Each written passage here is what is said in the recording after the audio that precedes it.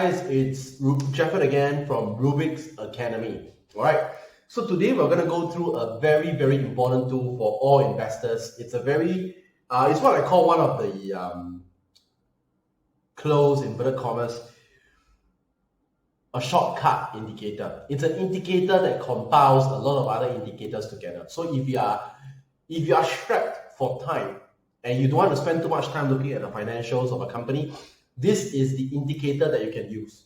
All right, it's called the Z-score. All right, let's take a look. So this is what we call the Z-score. All right, let's go ahead and click on that.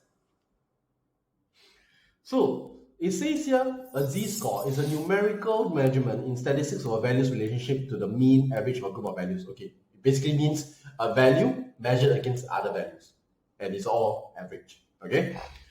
Now, what does the Z-score do? A Z-score measures the financial viability of the business at that current timing. So it measures your debt ratio, your gross profits. It takes into account all of these financial statistics and compiles it into a score. Now, of course, as per with any other indicator, any other statistical score, there will be bias, meaning that certain components may be given more emphasis than other components. And we all know that not every component means the same thing to every business, right? So we have to take account all these things. But nonetheless, it is still a good indicative score. All right, so it says here, in general, a Z-score below 1.8 suggests a company will be headed for bankruptcy, while a score closer to 3 suggests that a company is in solid financial positioning. All right. So it tells you that over here, okay? This is the formula for the Ottman Z-score, okay? This is the formula for the Ottman Z-score. Working capital, retained earnings, earnings before interest, market value of equity. So you can look at the statistics here. What they're trying to find out is after deducting all of the expenses, all of the sort of negligible value of your earnings, how much earnings do you really have left?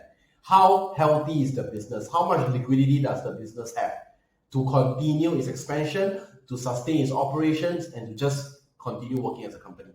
That is, in essence, what this score is trying to find out. Of course, if you want to find out in deeper terms what the Z-score means, it reveals to statisticians and traders whether a score is typical for a specified data set or it is atypical. In addition to these, Z-scores also make it possible for analysts to adapt scores from various data sets, okay, to determine how close to bankruptcy a company was.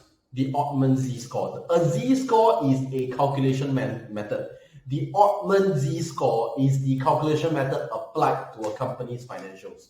So when you Google, don't Google Z-score. Google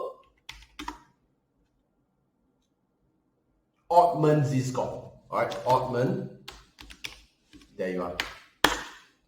Google this, okay? Don't Google a Z-score. A Z-score is a statistical calculation method. It's a way to calculate things. A Z-score is a way to calculate things.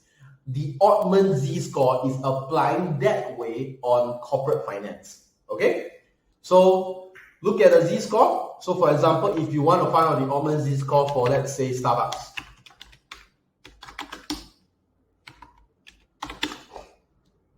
2.61, right there, okay?